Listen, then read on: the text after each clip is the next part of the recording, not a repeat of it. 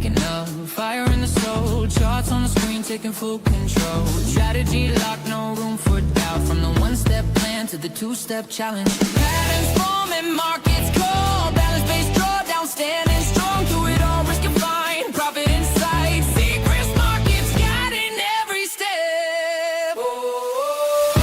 Seacrest Markets leading the way, making the move every single day. Charts and the vision, strategies align. Proper power, no doubt behind. Proper power, no doubt behind. MT5 will match trader speed. Broker strong, broker back. Daily limits, max allocation. Building up capital, pure dedication. Seacrest Markets leading the way, making the move every single day. Charts and the vision, strategies align. Proper power, no doubt behind. Proper power, no doubt behind.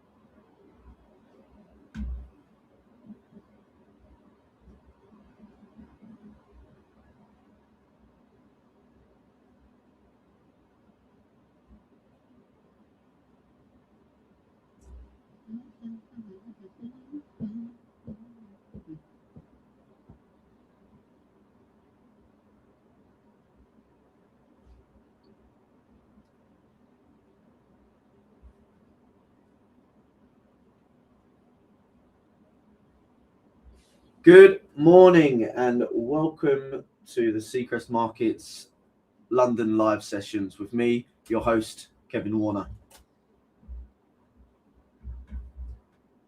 Just get everything pretty wrapped up and then we can have a brilliant breakdown, answer questions, anything you may have. We can, of course, go over accordingly as well.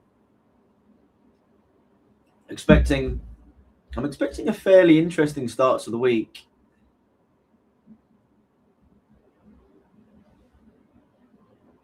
Just wanting to make sure, can everybody hear me okay? Anyone that's here?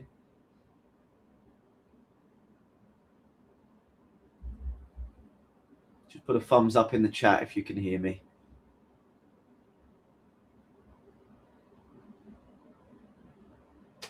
Brilliant. Thank you so much. I'm not sure what's going on with the camera quality, but I'll get tech to sort that out. So everybody, welcome.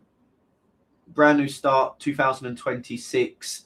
Realistically, this is the first week that the majority of individuals will start returning to their desks, returning to the markets. It will still be fairly slow traditionally. I'll add a caveat to that in a moment. So as we kind of venture into the middle of the month, around next week, it'll be full flow. You know, realistically, Christmas, New Year's, Santa rallies and all of that jazz will be a thing of the past. But this year, actually, well, this Christmas marks something, again, traditionally where people expect a Santa rally, and there was no Santa rally, which actually marks the third consecutive year where markets didn't rally as much as traders like. And I think we've seen a huge rotational theme. We saw a big rotation in 2025 out of riskier assets. There was still some incredible moves in single stocks, like the S&P finished up over 18% on the year. Funds returned some pretty significant and positive performances. But overall, we saw that shift from your risk into cryptocurrencies out into gold. Obviously, we saw gold rally up to what, $4,600 an ounce, nearly that. That was its peak. But I think we're actually going to start seeing that de-rotation. So I actually think we're going to see a rotation out of gold, out of fixed income, and into crypto, into single stocks.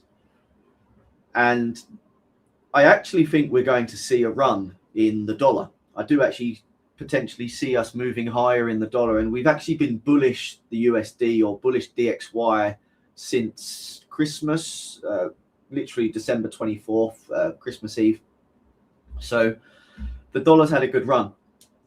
But overall, if we look at this first full trading week of 2026, I think we're going to be defined by the huge shift in sentiment, the major geopolitical issues out in Venezuela, Iran, the ongoing peace talks with Ukraine and Russia. So I think the general tonality this week will be Monday, Tuesday, range bound. There's definitely going to be some bullish tones, but I think we're going to be fairly neutral going into Wednesday. And then Wednesday onwards, I do think we'll start to kind of really find our feet in the markets. But overall, if I look at individual assets, which we'll cover, I'll definitely discuss where I see gold, maybe the geopolitical stability or volatility that we're going to experience in oil, where maybe OPEC is actually going to start coming in. We'll talk about maybe the dollar peak in FX. So whilst I'm actually quite bullish, I'll break it all down.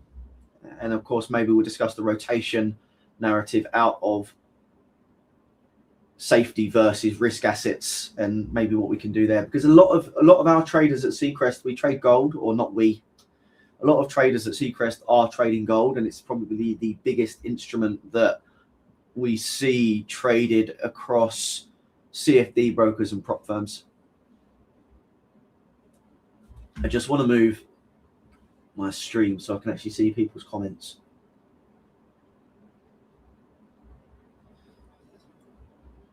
So I'm still getting used to this tech. So thank you very much, everyone, for being patient and joining. Now, as it's the first of this show, as it's the first live session, I'd be very keen on hearing your questions. What are you looking for? What's your goal for 2026? What's your outlook in the markets? What instruments do you trade? What are you looking for from live sessions so that we can help you not only become a better trader, that we can potentially provide you with more informed guidance, better data analysis, market breakdowns, maybe coverage between CFDs and futures, or different derivatives or different instruments, or maybe even helping you to understand, again, your own rotation out of your funded accounts or challenge accounts, how to get funded from challenges, how to trade challenges specifically at Seacrest Markets, any questions you've got on our rules, and how do you transfer out of funded accounts into your own personal accounts with Seacrest Markets on the CFD brokerage side, or even long-term investment portfolios. There's nothing really that we can't discuss. I think we're very well positioned for all of that. Our team is extremely experienced. And of course, as you know, our executive team have been running and owning this business since 2022. So we've been in the markets a long, long time.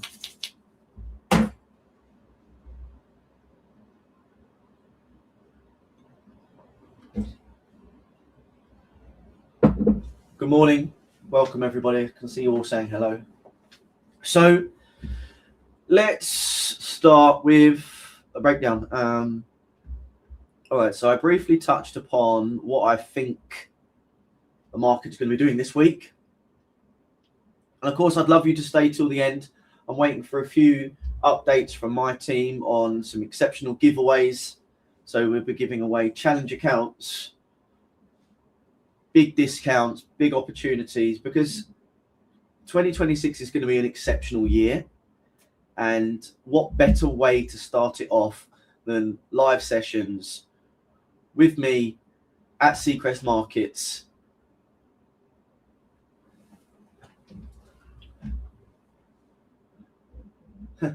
Oil limit down. No, it's not physical, it's people talking. So let's talk gold. Let me get gold up on the charts, actually. Oh, my fingers are so cold this morning, everybody. So cold. Let's run it with... We have to run it with a competitor because we're not on TradingView yet. Unfortunately, everybody. Let's find the best. Give me a second. Let's go spot.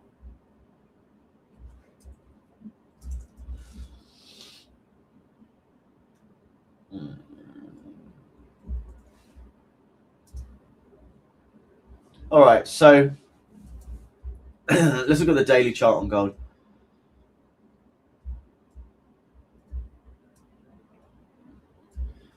Now, what did I say earlier? Historic peak gold nearly hit what, $4,600 a troy ounce. So running at 45s, 50s, 45 and big round numbers there. 2026, initially, we've seen gold under pressure. The traditional outlook for gold right now is bearish neutral for the week. We've got key level sitting up at around 4,300. So you've got your key level down here at 4,300. And if we looked at, if anyone read any news over the weekend,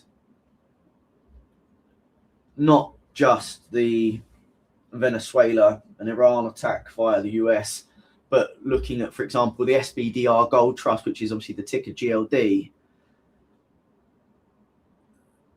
you could see reported net selling in gold. Now, that could be for a number of themes and a number of reasons. We had an exceptional year in gold. If you really look at where gold traded from the beginning of 2025, we were trading at what, 2,800 a troy ounce, 2,700 a troy ounce, just under. So we've had an exceptional run. But had you have been long the whole way, over 358 days, massive uplift. And I remember buying gold for a client of mine back in 2017. So yeah, we were buying it at around 1,200 a troy ounce. Obviously, I can't say the name of the individual for GDPR reasons, but 281% plus increase over those years. And this really differentiates a lot of factors. A lot of people in the day trading space, a lot of people that I come across, a lot of data that we analyze at Seacrest, a lot of trading data specifically, not necessarily bottoms up on the traders, but more top down overall themes, looking at our exposure across instruments and across different asset classes. Traders expect to make money every single day in the markets, and that whilst it's the perfect ideal world as a day trader, it's very difficult to make money every single day, because you have to understand different styles, different themes in the markets. What day are we trading in? Are we trading on an inside day? Are we ranging? Can we exploit that range, trading from the extremes of that range, be it from the lows to the highs to the lows? Some traders we meet, they don't like shorting the market. They don't actually like shorting the specific instrument. They only like to be long. Traditionally, that's where you see a lot of traders moving into indices, because they'll look to try to trade the upticks in the indexes, be that the S&P 500, the NASDAQ, the DAX, the FTSE, or of course trading out into futures on the NQ or ES, and of course trading the MES or the MNQ, for example. But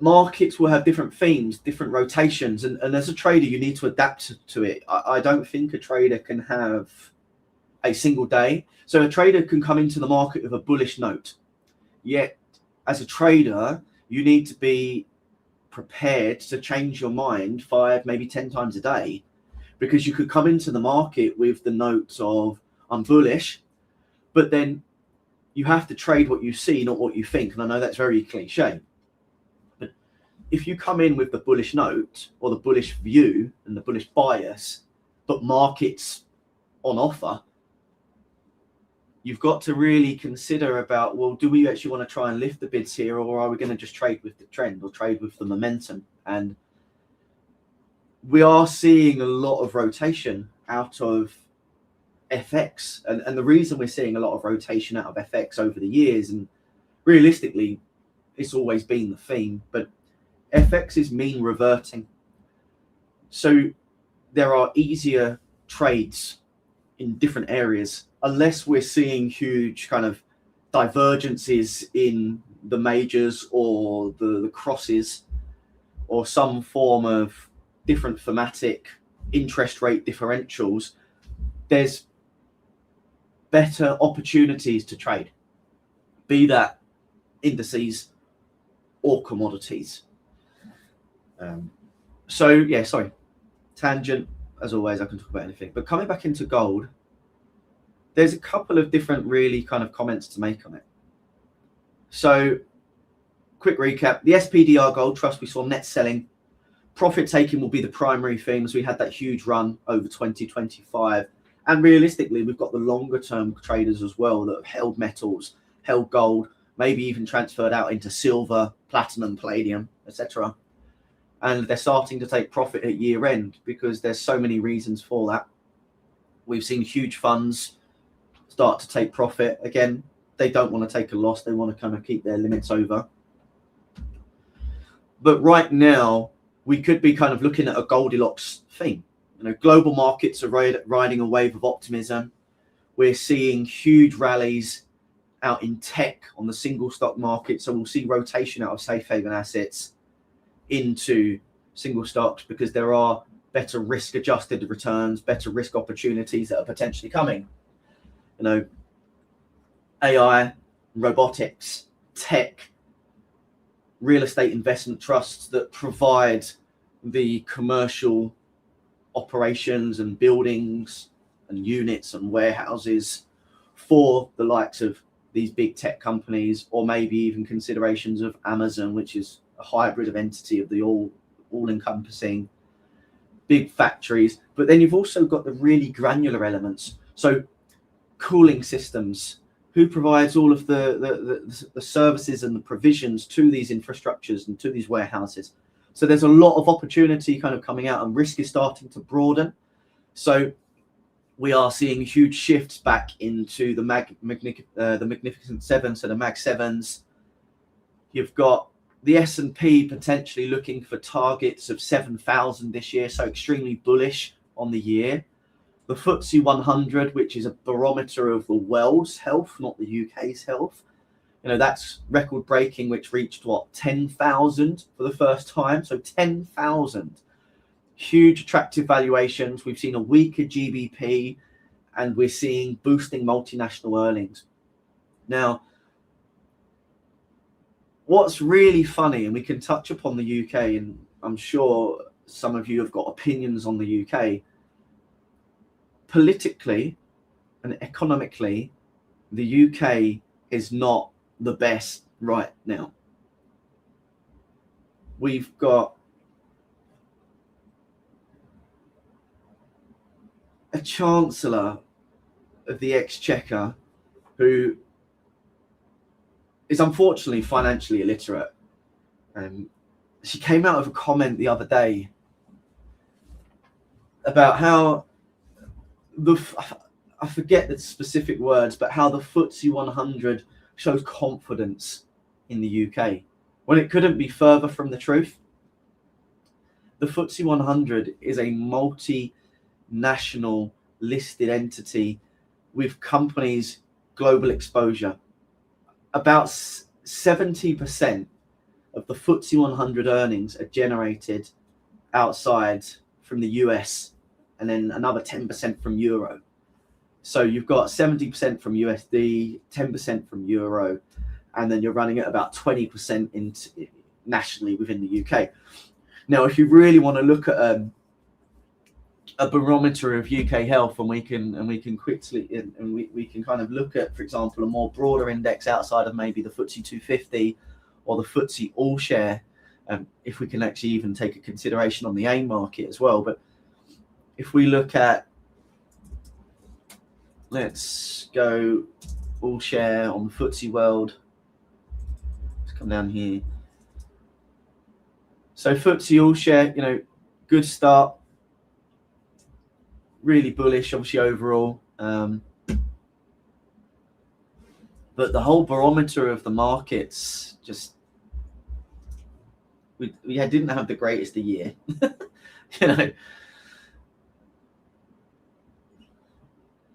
I believe the FTSE, if I quickly check one of my notes here, the FTSE from,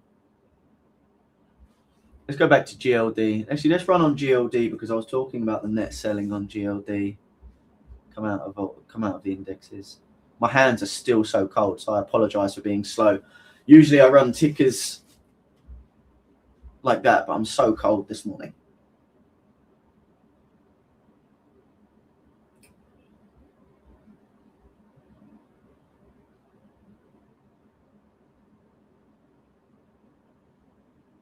So the FTSE All Share, the FTAIE, we had negative 34.5% on the year. Let me see if I can show my phone.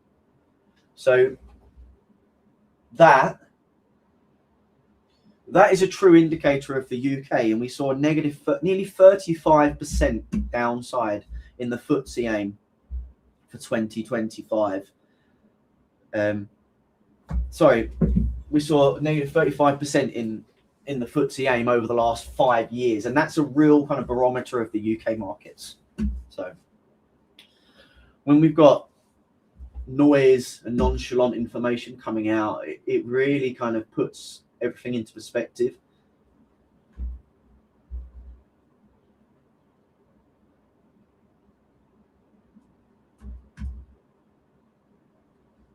So in terms of themes, S&P's bullish, FTSE's been bullish.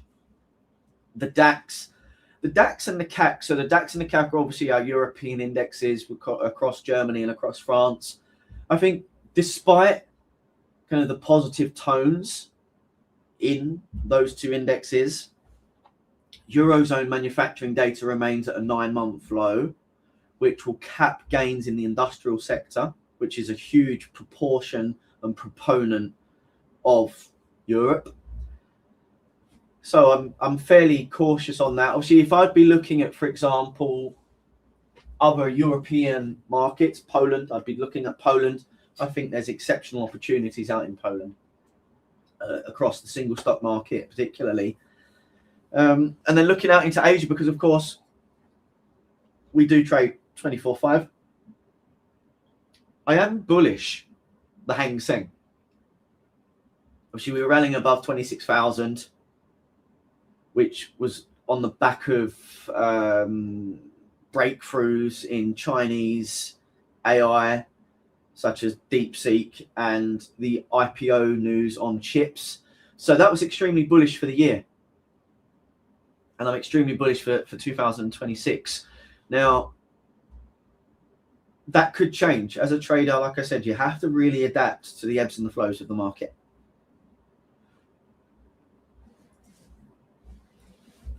Does anyone have any questions on maybe exposure in gold, obviously in SPDR, where we're looking at for 2026? Are we seeing any themes? Are you trying to get long gold at all? So we had that huge break above, 403s on the SPDR. Short term support sitting at around 394s. Obviously, let's go actually out to the gold, because I know that you lot don't trade the SPDR. You're primarily looking at what the actual instrument's doing. But like I said, 4,300 is a key area of support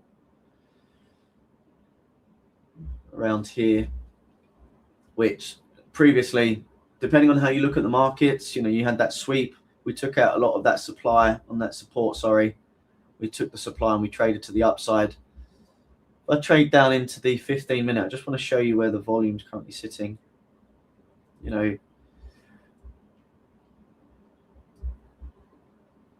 Intraday point of control was around 4,400, hence why you saw that bounce, which has allowed price to shift higher, trading into 44.30s for the day. Overall, we were trading in that range, right? So we were trading in the range from 29th of December through to Sunday the 4th. Had that breakout above that 4,400 level. Now, we've still got a way to go to trade back up into that 45.60, 45.70 handle. But overall, we're starting to show signs that we are bullish still. But I think I'm still neutral on gold at the moment. I think we're going to see that rotation out into riskier assets. I think we're going to see money flow into Bitcoin, crypto, and single stocks for the start of the year. Seeing as we didn't have a Santa rally as well, January traditionally is a key teller. I know last year we had a sell-off in January, and in February we picked up, but it's too early to tell at this moment in time what's going to happen. I think after the volatility and the changes in geopolitical, for example, like I said, the US intervention in Venezuela, the removal of the Maduro administration, I think Brent crude and I think WTI crude is going to be under pressure. It's trading under $58 a barrel. I think $60 a barrel is pretty much where we're going to be expecting.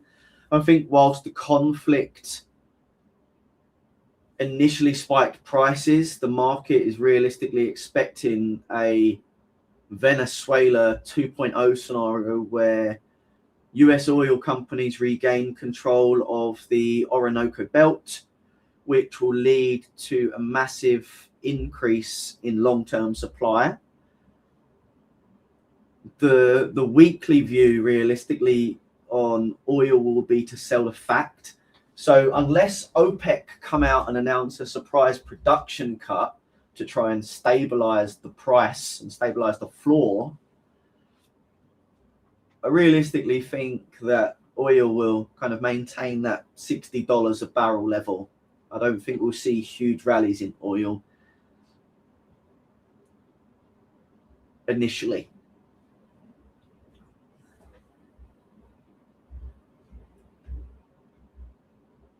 Is anyone long gold at the moment? Is anyone in gold or anything? Anyone on gold at the moment at all?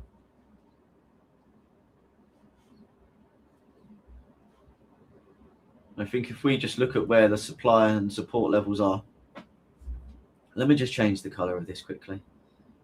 My hands are frozen. I don't know what it's like where you are here. Obviously, I've got the heating on, but it's cold. So we had that lower high printed, which obviously was that showed that supply potential was still in control. So we had that bid off. So we were trading inside that range. So if we just want to get, initially kind of like technical, we've got that bullish pennant inside, which markets were pretty much contained into that until what we call like the apex of the wedge. Nice breakout. I think if we were to maybe put like an anchored VWAP on this, we could obviously see that there's potentially a really nice opportunity to get long. And you'd initially be looking for that kind of support. So you'd got that run of the support. We've got lower highs being printed, higher lows being printed. We then have somewhat of an equidistant high or an equal high trading up around here. And then we failed to break the low. So that price is being contained inside that bullish pennant and the bullish wedge, which if we really want to just start looking at kind of price ranges, you've got demand trying to take control. So we took out that high from the previous 4,400 level. So we are overall bullish, but if we kind of consider trends, we have expansions, then we have ranges. And of course, we had that expansive move to the upside. We then need to range coming into the session. So Asia was very much a rain-bound session.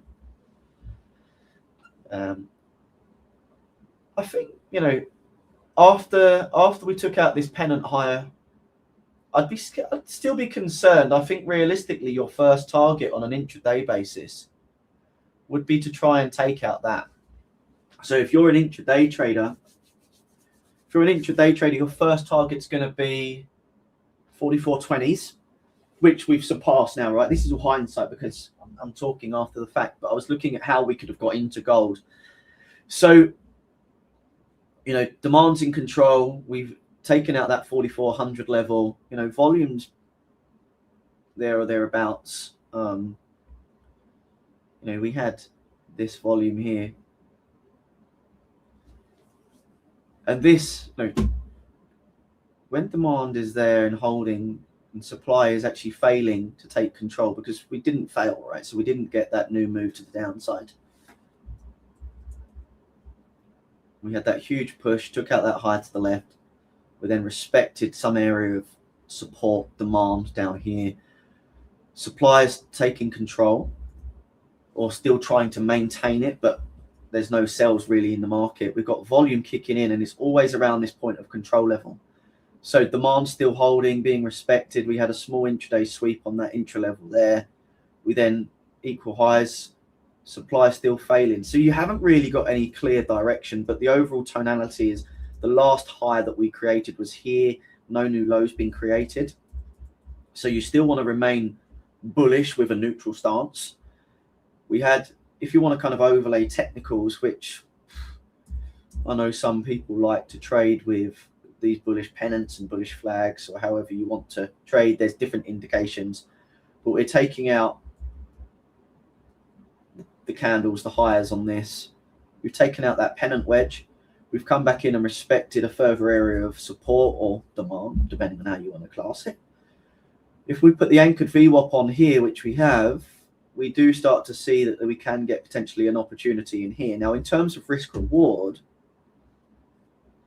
we'd be looking at getting in on this. Realistically, you want to be looking at kind of covering structural areas.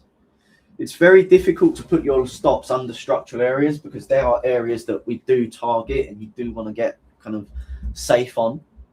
But it looks at your RR. So what's your RR? What's your strike rate? What's your sharp? If you've got a strike rate of 45, 50, 30%, and you're running at 2, 3 RR onto 1, and your sharp's like 1.8 and above, then having a wider stop could facilitate that. Underneath that low, you're not even running at 1R at the moment because there's no way that you're targeting that. So your first target would have been that. So your negative RR is not great at all. Had you have just wanted to place it underneath this low, just because that was the last low that was respected, that created a new high, on the intra swing, which has gone on to create a new high based on that previous pivot from that 4,400 level, then there is that possibility that you do just place that underneath the low. You're running at about 1 to 1 and a bit in a moment. It's nothing sufficient, but there is that opportunity to scalp it, right? And if you think that gold is going to continue higher, then you're trading into those longs. But remember, there is that period of instability. We could, like I said, I do see the rotation out of gold, but that was before the weekend. Over the weekend, of course, we had the strikes on Iran and Venezuela. We've got the ongoing peace talks with Ukraine and Russia, which puts, bearing in mind, this situation with Venezuela and where US is going to take control of oil or going to take control of the country, it actually puts pressure on Russia. Because the weaker oil prices are, the likelihood of Russia being able to maintain its reserves financially softens or becomes less likely, which means that they won't necessarily be able to continue the war with Ukraine. So they're more likely to start coming to the table to negotiate peace offerings. So there's a couple, it's a 5D chess move by the US administration, however you look at it. Because it puts economies and countries in a position of thinking rather than reacting. They have to now actually proactively look at the next 6, 12, 18 months. And that also goes for, it goes for the initial tone of rotation out. Now, this is where gold could potentially be the rally for now, because we could be seeing uncertainty in the markets. And if we see uncertainty in the markets, we're going to see moves into safe havens. So hence why gold has potentially caught the bid this morning, because we're seeing fear, uncertainty, concern, doubts. That's realistically where that bid's come from this morning. So where do I see ES? So do you want me to actually cover ES specifically, or do you want me to look at the S&P 500? Are you looking at the future side of things, or are you looking on the CFDs?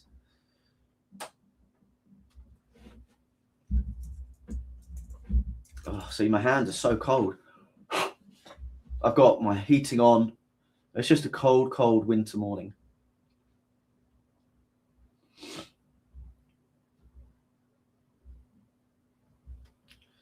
Overall, like I said, I'm bullish. I'm bullish for the year on the S&P. And let me go up to the 4 hour. So I'm bullish on the year, and I think, you know, my overall target for 2026 is 7,000. I believe if we look at peaks, troughs, market corrections, I think gone are the days of 30 to 40% corrections. Realistically, 15, 20% corrections in the markets. You know, we had a correction last year. Let me come out to the daily and I'm going to show you what we're seeing. So obviously we have continued higher highs, higher lows in the US. The predominant theme of my investment portfolio is US based. So a lot of these stocks that I hold are single stocks in the US. I do have exposure in the UK and Europe, and I am looking out into Asia, just purely on a theme play. Single stocks, there are great opportunities to be had in pretty much most markets, but for the predominant, I hold about the biggest percentage of my investment portfolio in the US. So maybe I'm somewhat biased on where I see the US and the S&P heading, But overall, we had a fantastic year last year. Of course, we had that move down. We had that move down, obviously back in Feb, 25% peak to the correction from 6100s and 61 and 3/4 down to 46 and 46 and 3/4 almost. And that was a great time to really get long. You know, there was a huge amount of stocks that really presented themselves that were just being sold off because of fear. And look where we finished. Like I said, we finished up about 18% on the year in the S&P. And I do still see 7,000 as being the target. I don't think it's going to be a long ride. I don't think it's going to be a kind of a straight move to the upside. But I am targeting 7,000 plus on the year. On an intraday basis, if we kind of look top down on the daily, yeah, we can see that's bullish. It's making higher highs, higher lows. We recently, of course, traded out above that equidistant high of 69 and 1/4, so 69 and 1/5 at 20s. And then, of course, we've pulled back. The first area that you would have looked at to kind of see support in that market would have been around here, which obviously we've taken out. So it looks like overall tone at this moment is lower highs and lower lows on the swing. And I think if you look at kind of the 15-minute, it will clean it up a little bit more. So let me just come down here. The point of control, again, around 68, 60s. Decent volume sitting in and around there. So you could have definitely caught a bid inside that to lift this move up to the upside. We're starting to trade above the 5 EMA as well. So I think I am bullish, but I can't be bullish until we see some clearances, because at the moment, if you just look at the way, if you look at how we're trading from the high, we're just trading lower highs, you know, lower lows. We've obviously failed to trade out. We've then had that sideways neutral range, which was pretty much over the Christmas period, from Christmas through to New Year's. We then had we then had support broken to the downside. Supply was respected, is what I was meant to say. But we've got, look, lower highs, lower lows. We've come back into the extreme of the range. We've then taken out that support. We pulled back into the mid of that range, which, if you look on the volume nodes here, pretty significant amount of volume. We've traded down. There's no structure in this leg, so potentially we've taken out this. We've come into the extreme of the range, which of course was that last lower high that took out the structure. So from a structural perspective, we took out that low, and that was the last real area of kind of supply that potentially could give us the move. So of course we've utilized this as what we would consider as liquidity, which was where that previous volume node kept us out to obviously continue with shorts. No real move inside this at all, very range bound. But all we've done is we've utilized that, come back in to retest that area of supply, and we traded down. And again, we've taken out that low. So if we look at expanding inside the PA here, very corrective, you know, minimal selling was going on after we took out that low. We've taken it. We've failed to hold below. We've pushed up. We've taken out this. We've come back in. We've respected the range, and we've then just pretty much corrected through pretty much the end of the US session, offshoot going into the close on Friday, out into Asia on Sunday open. So I actually think we could even correct. We could just correct up because there's no volume. And I think until Wednesday, markets are going to be fairly uncertain with what's going on. Of course, like I said, the political and geopolitical instability that happened over the weekend from Iran and Venezuela, it puts doubt, it puts uncertainty into the markets initially, right? We're going to see that rotation out. We saw that rotation out last week, but we've put a little bit of a kind of a pause on the works. So alternatively, we respect that supply and we actually start to see some form of supply holding, demand failing. But it's very difficult. It's very difficult to get short the US stock markets. if you want to get short the US 500 or the NASDAQ, I find it extremely difficult because it's very difficult to be bearish the stock market. It's very difficult to be bearish the strongest nation in the world. So you have to be very careful. But overall, that's like I said, I see 7,000 on the ES, 7,000 on the S&P 500 is the main target for the year. Does anyone trade FX?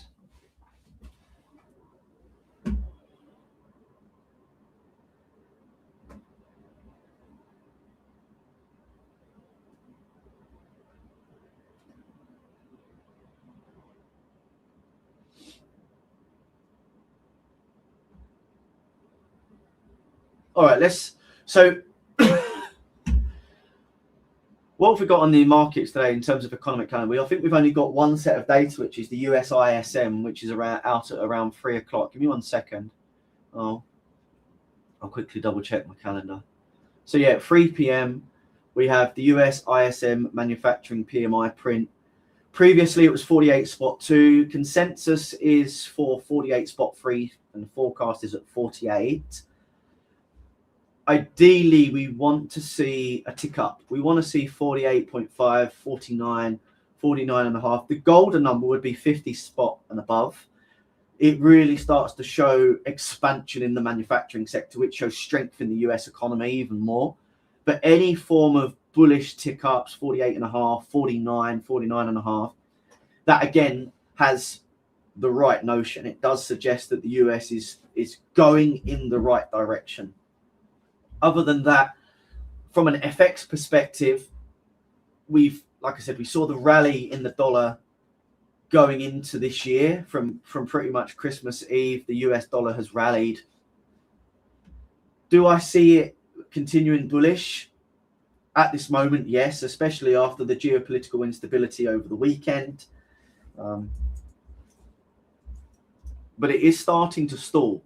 I think with the Fed Reserve signaling at least 2 rate cuts for early 2026, the dollar and the greenback in particular, or should we call it the dollar, it really is losing its yield advantage.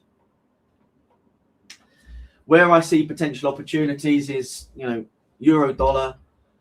There's resistance at 120. Bearing in mind that DXY is pretty much the euro dollar. It forms up at just over 57% of the DXY. So euro is 57% of DXY. So when people are always talking about getting long or short of DXY, you may as well just be trading euro dollar. But if we get a break above 120, it could potentially signal that multi-year trend reversal. And if we look at cable, obviously, which is sterling dollar, at the moment, very difficult to say this, but the UK's economic resilience is supporting it. Traders are looking at 135 as the next psychological barrier. So there is that opportunity that we get rallies in sterling and get rallies in the euro versus the dollar. However, overall,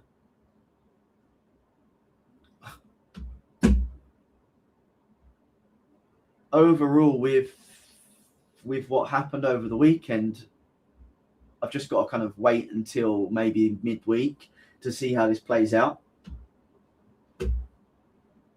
Because you just need to wait for the US markets. I think the US markets will be bid. I think the stock markets will be bid today.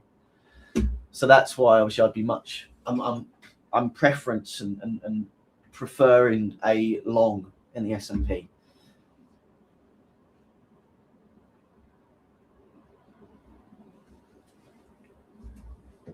Where do I see cryptocurrency and the rotation out of gold into Bitcoin?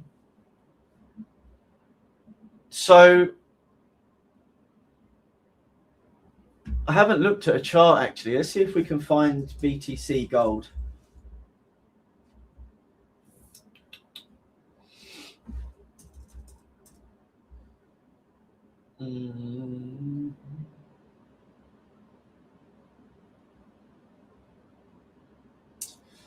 No. So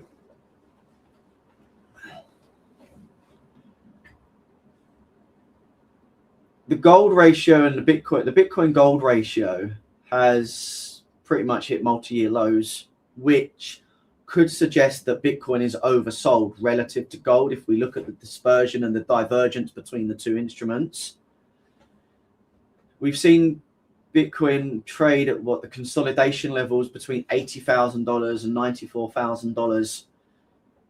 We have seen significant money flow back into altcoins such as Ripple, XRP, and BNB, which are the utility plays in a stabilizing regulatory environment. And the sentiment is definitely starting to increasingly view Bitcoin as the primary beneficiary of the rotation out of precious metals. So risk assets, we've got single stocks and Bitcoin, where traders or investors are rotating out of gold and other safe havens and other precious metals back into Bitcoin and single stocks. So if I was to look at where I'm seeing the markets this year, it's very much a rotation out of risk versus safety. If we're moving away from gold at $4,500, $4,600 a troy ounce, which could be the safety net, reallocations into single stocks, which will see shifts into AI, robotics, tech, cooling infrastructure, maybe even into financial sectors. We see rotation out of gold as the momentum starts to stall. We start to transition into Bitcoin, which will be looking at reclaiming the high growth in Bitcoin, looking at new highs in Bitcoin for the year, and maybe moving out into maybe kind of more emerging markets as well. So following on what I said earlier, the Hang Seng, the surge in the Hang Seng definitely suggests that global capital is looking for undervalued opportunities outside of the US. But overall, it's definitely bullish themes in risk instruments for sure for 2026. That's currently how I view it at the moment.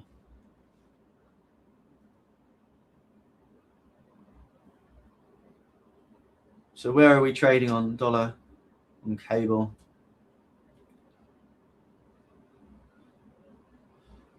And like I said,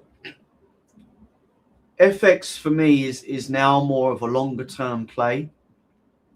I don't day trade FX. I merely look at FX as a barometer of strength. Where are we seeing the rotations? How are we seeing the dollar index mainly? Does that potentially mean that we're moving into more of a safe haven environment, or we're moving more into a risk off and risk on environment? I'll look at the different plays and the different themes. Just purely because FX, I don't see much opportunity in FX, and as it is mean reverting, there's better instruments, there's better ways to put your money and better places to put your money. How do I see sterling yen? I mean, right now I'd be expecting a pullback, just purely looking on the daily. Like, that's just me quickly snipping over, if you've seen. So this was our first level that we needed to clear. We've cleared that. I'd be expecting a pullback into at least 208s, from this region. If we look at the way the market's rallied, we've continuously had higher highs, higher lows, higher highs. So we've got, like, if we look at this, we had this. We then traded lower. We took out that high to the left. We've respected this area of kind of range-bound demand. We've then traded slightly above. We've then respected this area of demand. We've then taken out that structural high. We've then traded into the range of demand. We've then taken this into the new highs, which is around 212s. So the expectation would initially be coming into around 209. The range between 208 and 209 would be for certain my kind of first area that I'd be looking for a pullback. So if I was to just kind of call out this area. So trading into 209s, 208s would be my first port of call. So if I was to look to trade this, bearing in mind we've got bullish momentum on sterling versus yen, I'd be expecting a pullback as profit taking comes into play, especially here. We're trading in a range at the moment, right? So if I just call this out, we're trading inside this range at the moment. We are bullish, okay? We're bullish, but we have to remain neutral now. So we're bullish neutral. Does that make sense to you? So proud by Chacha 5186. So we're range bound. I'd be expecting a pullback into 209s, 208s, which is this area of demand. And I'd look to see if we can catch a bid from somewhere in here to take out 212s. If this leg fails, if we actually start to see 209s, 208s in this area of demand fail, I'm not bearish, but it's bearish unconfirmed. And then from there, I'd be looking for some form of supply to start taking control. And then I'd start to look to get short. But that's the daily, right? So if we then start to shift down into the 4 hour, we need to start looking at, okay, what's happening in the intraday timeframes. At the moment, we've got a wedge. You know, we're creating lower highs. We're creating higher lows. So we're still bullish, but it's unconfirmed because we're now neutral in a range. We've not confirmed bearish tonality. We've put lower highs in. We've put higher lows in. So we're range bound. Now, point of control, we can already see sitting at around 211. So there's been people basically trying to smash the bids and start shorting from this number. And we're definitely seeing the shorts come in. Maybe that's because we're seeing uncertainty, because sterling is a risk asset. Do you really want to be risk? Do you really want to be long risk coming into the markets this week after the geopolitical stability? Probably not. So maybe we're starting to see profit taking on risk. So on sterling yen, maybe even euro yen. I've not looked at euro yen at the moment, but maybe we want to be off risk. So they're starting to rotate into longs into the yen because it is potentially a safe haven. The same would be for the Swiss and the dollar, of course. So I'd be looking at, realistically, is this a profit-taking scenario and a rotation, or is it a profit-taking scenario and or a rotation out of risk into safe havens? At the moment, it's unconfirmed. You know, we're trading inside a range. We're bullish, but we've failed to take the highs. We failed to take structural lows. We've got some big moves here, which depends on how you want to look at it. It's, you know, huge expansive moves and imbalances between 208 and 209. 208 and 210s. But there's no real clear direction at this moment. So I would look to start waiting to see, you know, momentum is on the daily still bullish. But if we're looking for intraday shorts, I'd need to see some form of demand failing and supply taking control and supply being respected to even quantify intraday shorts. And again, getting even more granular, we would go down to the 1 hour. Let's go down to the 60-minute, then the half an hour, then the 15-minute, just to see how prices. And you know, on the day, on the 60, we had price try to obviously take the low. It respected. Supply then held. We then took out demand. We then respected supply, and we started to try to take a bearish run. And definitely on an intraday perspective, you could have looked to get in short from this area because it was the first area of supply that was respected after demand failed. And the way you do that is, of course, again, very difficult because we're trading on sterling yen and the volume isn't necessarily truly reflective of the overall market because you're not going to have the volume of the entire market come out, especially, but of course we've got it on IC markets, hence why we've got the volume showing, because it's the volume from their liquidity providers and their brokerage. So supply has been respected. You may have tried to get short initially off of this move. You may have been kept in, had your stop been above 211.50s. You would have traded back in, and unfortunately, depending on where you was kind of looking for a pullback after we took out this low, you would have been expecting a pullback. So where would you have been expecting a pullback into? It would have been here.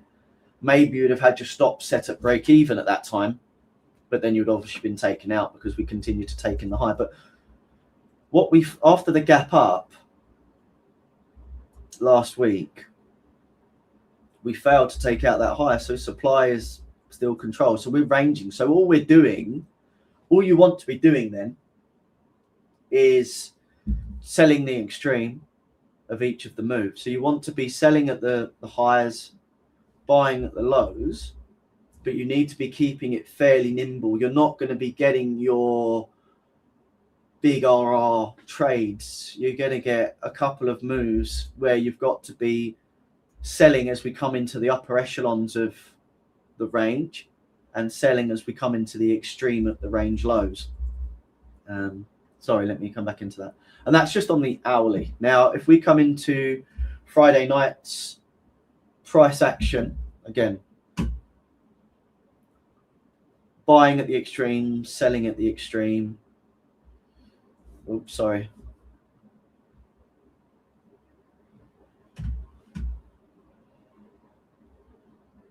This is the extreme on the supply.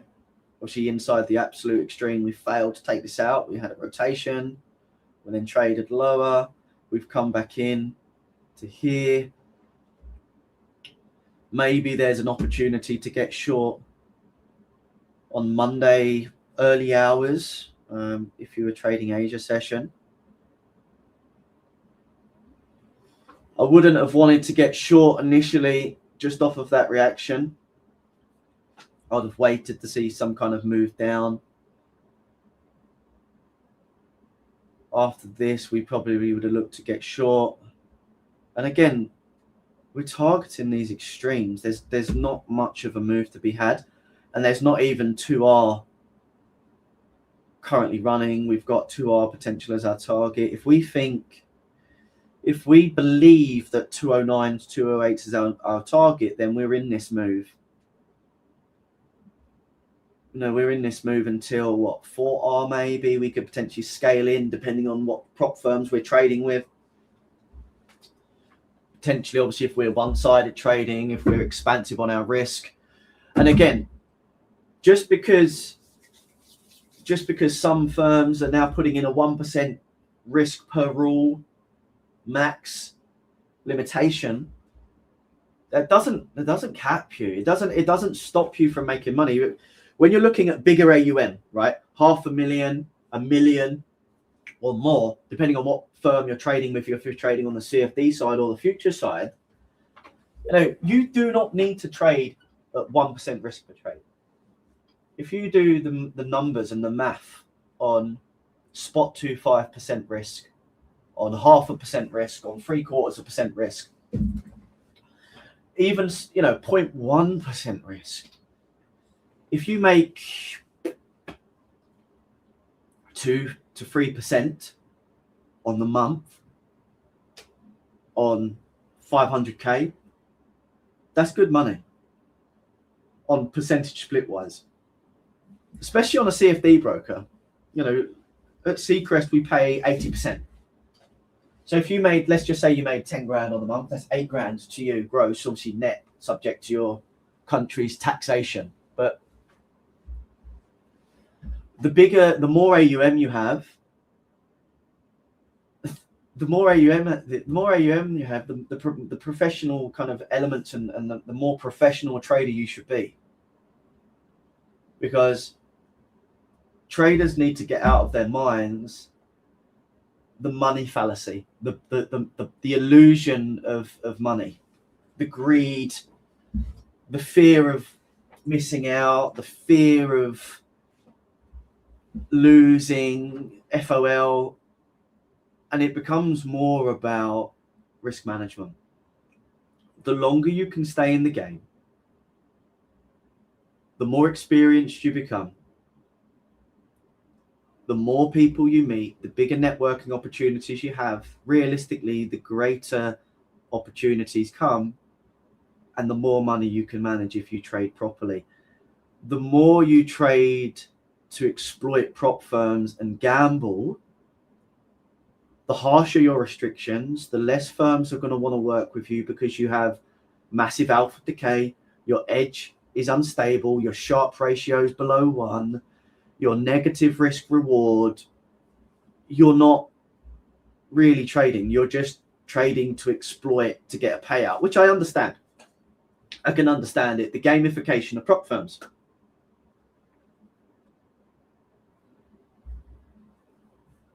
But yeah, overall for me, look, listen, to wrap this stream up, for me, if I was going to look at a trade right now in sterling yen, I'd be looking for shorts back into demand. I'd be looking at shorts to around 209, 208. However, I'd be quite comfortable to shift that because we're still bullish.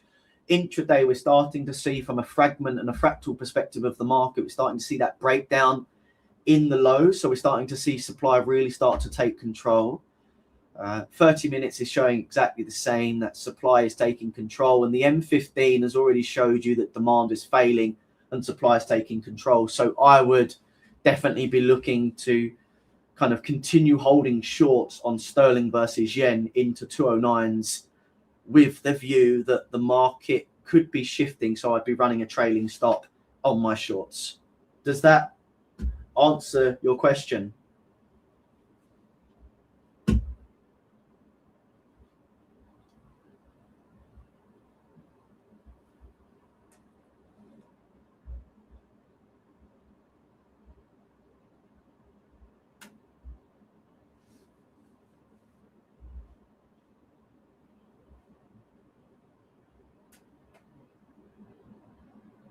Well, listen, look, thank you very much for joining the first live session of London with myself, Seacrest Markets. It's been an honor. It's been a pleasure. I'll see you the same time tomorrow, 8 a.m.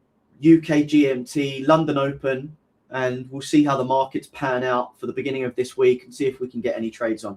But have an exceptional trading week. If you've got any questions, shoot us a DM in Discord, or feel free to reach out to us on X, which is at Seacrest Markets, or you can, of course, visit my personal handle at Trader Warner, and I'll answer your DMs. If you've got any comments, feel free to publicly tag me as well. Not a problem whatsoever. But we look forward to continuing these live sessions where, again, we will be doing giveaways. We will be doing bigger discounts on stream. And we'll, of course, like I said, be doing a lot of giveaways of 5K accounts, 10K accounts, and much more. So look forward to inviting you and seeing you in the community more, and look forward to seeing you trading with Seacrest Markets. But have an exceptional trading week. Thank you, everybody, for your time. See you soon.